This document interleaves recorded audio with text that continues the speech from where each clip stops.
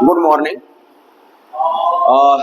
अब इसके बाद जो आपने इसके पहले देखा था कि अवतल दर्पण द्वारा प्रतिबिंब का बनना, जिसमें हम लोगों ने क्या पढ़ा था, 6 कंडीशन पढ़ा था और 6 कंडीशन में 5 कंडीशन में वास्तविक बनी हुई थी वस्तु का प्रतिबिंब और वो जो है साथ ही साथ यह था कि उल्टा था, लेकिन एक ही कंडीशन आपका मिलता है, 6वां कंडीशन, जब वस्तु मुख्य फोकस और दर्पण के ध्रुव के बीच कहीं पर रखी हुई हो तो उसका प्रतिबिंब आभासी बनता है, सीधा बनता है और दर्पण से पीछे बनता है, वस्तु से बड़ा बनता है।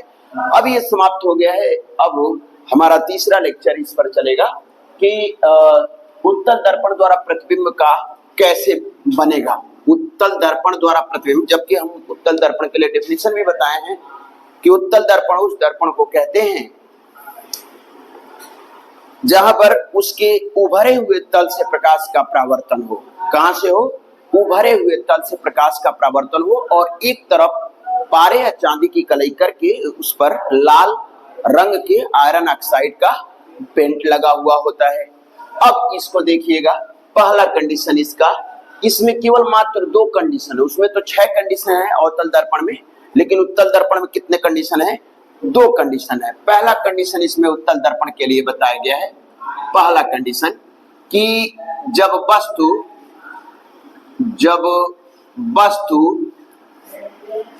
अनंत पर रखी हो, अनंत पर रखी हो, जब वस्तु अनंत पर रखी हो और यानी उत्तल दर्पण के सामने, तो ये आपका उत्तल दर्पण है। ये उत्तल दर्पण है आपका। इसके एक तरफ पारे या चांदी की कलई करके लाल रंग के आयरन ऑक्साइड का पेंट, इसका नाम क्या है? उत्तल दर्पण।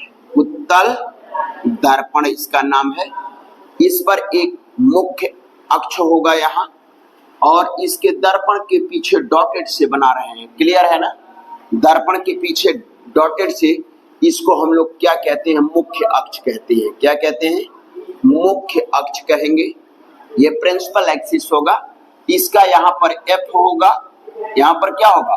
एफ होगा और यहाँ पर क्या होगा? वक्रता केंद्र होगा। ठीक है, वक्रता केंद्र और ध्रुव के बीच में जो है सेंटर में बिल्कुल क्या होता है? मुख्य फोकस होता है दर्पण का। तो ये भी आप जान लीजिए कि उत्तल दर्पण का जो मुख्य फोकस होता है वो दर्पण के पीछे होता है। उत्तल दर्पण का जो मुख्य फोकस होता है वो कहाँ होता है? दर्पण के पीछे। और अवतल दर्पण का मुख्य फोकस दर्पण के फ्रंट पे होता है। तो यही जानिएगा कि उत्तल दर्पण का मुख्य फोकस यहाँ पर होता है। कह रहा है कि जब वस्तु कहाँ पर रखी गई हो? अनंत पर रखी गई हो। तो अनंत पर जब वस्तु रखी जाएगी तो अनंत से प्रकाश की किरणें चलेंगी तो वह मुख्य अक्ष के कैसे हो जाती हैं? समांतर हो जाती हैं। ये नियम बताया गया, 3 नियम, कि जब वस्तु जो प्रकाश की किरण है वो मुख्य अक्ष के समांतर, अगर अनंत से आ रही है तो मुख्य अक्ष के समांतर हो जाती है और मुख्य अक्ष के समांतर आने वाली प्रकाश की जो किरणें होती हैं वह परावर्तन के पश्चात, मुख्य अक्ष के समांतर आने वाली प्रकाश की किरणें परावर्तन के पश्चात कहां से होकर के जाती हैं? जाती हुई प्रतीत होती हैं। मुख्य फोकस से जाती हैं या जाती हुई प्रतीत होती हैं, ये 2 पढ़े हैं। तो जाती कहां से हैं? तो अवतल दर्पण से जाती हैं। और उत्तल दर्पण की अगर बात करेंगे तो जाती हुई प्रतीत होती हैं। कैसे? क्योंकि दर्पण का मुख्य फोकस दर्पण के पीछे है। तो पीछे दर्पण, जो हम लोग चेहरा देखते हैं, तो चेहरा क्या दर्पण को पलट के देखते हैं पीछे से? नहीं, दर्पण के फ्रंट पर हम देखते हैं तो चेहरा दिखाई देता है। चाहे नाक दिखाई दे, चाहे कान दिखाई दे, चाहे मुख, चाहे आंख, जो भी आपको देखना होता है वो दर्पण के फ्रंट पे देखते हैं। दर्पण के पीछे तो कुछ बनता नहीं है। लेकिन यहाँ पर दर्पण के पीछे इसका मुख्य फोकस और क्या होगा? वक्रता केंद्र, जिसको हम आभासी भी नाम दे सकते हैं। क्या नाम दे सकते हैं? आभासी। तो अब अनंत से आने वाली जो वस्तु अनंत पर रखी जाएगी तो वहां से आने वाली प्रकाश की जो किरणें, हमेशा याद रखिएगा कि आने वाली प्रकाश की किरणें मुख्य अक्ष की क्या हो जाती हैं? समांतर हो जाती हैं। तो हम समांतर प्रकाश की किरण को खींचेंगे यहाँ से। ये समांतर प्रकाश की किरण यहाँ से जाएगी, ये प्रकाश की किरण समांतर, ये प्रकाश की किरण समांतर। अब अनंत से आने वाली प्रकाश की किरणें क्या हो जाती हैं? समांतर हो जाएंगी। अनंत से जब वस्तु कहां पर रखी हो? अनंत पर, तो समांतर किरणें आ रही हैं। तो जब समांतर किरणें आएंगी तो यहाँ टकराएंगी, यहाँ क्या होंगे, टकराएंगी, और टकरा करके ये क्या होंगी, अब यहाँ पर यह जो समांतर किरणें होंगी क्योंकि अनंत से आ रही हैं, तो आप यह नियम जानते हो कि मुख्य फोकस से जाती या जाती हुई प्रतीत होती है। मुख्य फोकस से जाती हैं या जाती हुई क्या होती हैं, प्रतीत होती हैं, जाती हैं।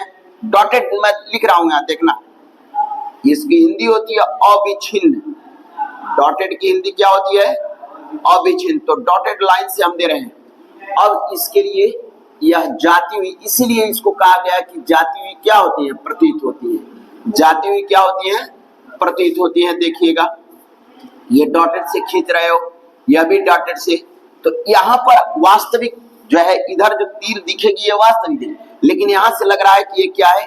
अब ये आपका फिगर बन गया, तो जो प्रतिबिंब बना, जो इमेज बना, इमेज को ही प्रतिबिंब कहते हैं। जो आप फोटो देखते हो अपने मोबाइल में, क्या देखते हो, फोटो, तो उसमें इमेज ही तो खोलते हो, तो इमेज को ही प्रतिबिंब कहते हैं।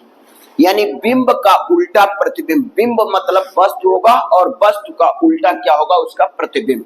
तो बिंब का उल्टा प्रतिबिंब, बिंब का उल्टा प्रतिबिंब, बिंब मतलब वस्तु और प्रतिबिंब मतलब वस्तु का प्रतिबिंब, ठीक है, वस्तु का उल्टा। तो यह कहां पर प्रतिबिंब बनेगा, अनंत पर वस्तु रखी रहेगी तो मुख्य फोकस पर। कहां पर बनेगा, मुख्य फोकस पर बनेगा। वस्तु मान लीजिए अनंत पर तो बहुत बड़ी वस्तु रखी जाएगी, तो अनंत पर जब बहुत बड़ी वस्तु रखी जाएगी तो उसका प्रतिबिंब मुख्य फोकस पर बहुत छोटा बन रहा है। क्या बन रहा है, बहुत बिंदु के आकार का बन रहा है, बहुत ही छोटा बन रहा है। वास्तविक बन रहा है कि आभासी बन रहा है, आभासी बन रहा है, क्योंकि डॉटेड से आप बता रहे हो, आभासी बन रहा है, ठीक है ना। कहां पर बन रहा है, तो दर्पण के मुख्य फोकस पर, दर्पण के मुख्य फोकस पर बन रहा है। क्लियर है, तो लिख दिया जाए, बस यही नेचर आपको याद करना है। तो जब बना लेंगे तो नेचर इसे बता ही सकते हैं, रटने की कोई जरूरत नहीं, बार बार कह रहे हैं रटने की कोई जरूरत नहीं, समझने का प्रयास करिएगा, ठीक है, समझने का प्रयास करिएगा, आपको बेटर मिलेगा। एक अगर पॉइंट हमारा आपको मालूम हो जाता है तो हर एक पॉइंट को आप कवर कर पाओगे। देखिएगा क्या लिखे हम, अनंत पर रखी हुई वस्तु का प्रतिबिंब, वस्तु का प्रतिबिंब, वस्तु का प्रतिबिंब कहां पर बनेगा, मुख्य फोकस पर, दर्पण के पीछे मुख्य फोकस पर, दर्पण के पीछे मुख्य फोकस पर। पीछे ना दर्पण के, ये फ्रंट है, ये पीछे, तो क्या लिखेंगे, दर्पण के पीछे कहां पर, तो मुख्य फोकस कहां, कैपिटल एफ पर। ये हो गया। आभासी बनेगा कि वास्तविक बनेगा, आभासी बनेगा, क्या बनेगा, आभासी बनेगा, ठीक। वस्तु से बड़ा बनेगा कि छोटा बनेगा, बहुत छोटा, यानी वस्तु से बहुत छोटा, किस आकार का, बिंदु के आकार का, किस आकार का, बिंदु के, बहुत छोटा बिंदु के। अब इसमें भैया देखो उल्टा और सीधा बिंदु बनेगा, तो उल्टा और सीधा बताया नहीं जा सकता है, लेकिन फिर भी हम ये कहेंगे कि वस्तु का प्रतिबिंब सीधा बनेगा। कैसा बनेगा, सीधा बनेगा, ठीक है ना। तो इसको लिखेंगे तथा सीधा, तथा सीधा बनेगा, क्या बनेगा, सीधा बनेगा। तो वस्तु का प्रतिबिंब कहां पर बनेगा, दर्पण के पीछे, मुख्य फोकस से एफ पर, आभासी वस्तु, आभासी कामा दे दिए यहां, कामा, वस्तु से बहुत बड़ा, बहुत छोटा, वस्तु से बहुत छोटा, बिंदु के आकार का, बिंदु के आकार का, बहुत छोटा का मतलब बिंदु के आकार का, तथा कैसा बनेगा, सीधा बनेगा। ये आपका पहला कंडीशन था।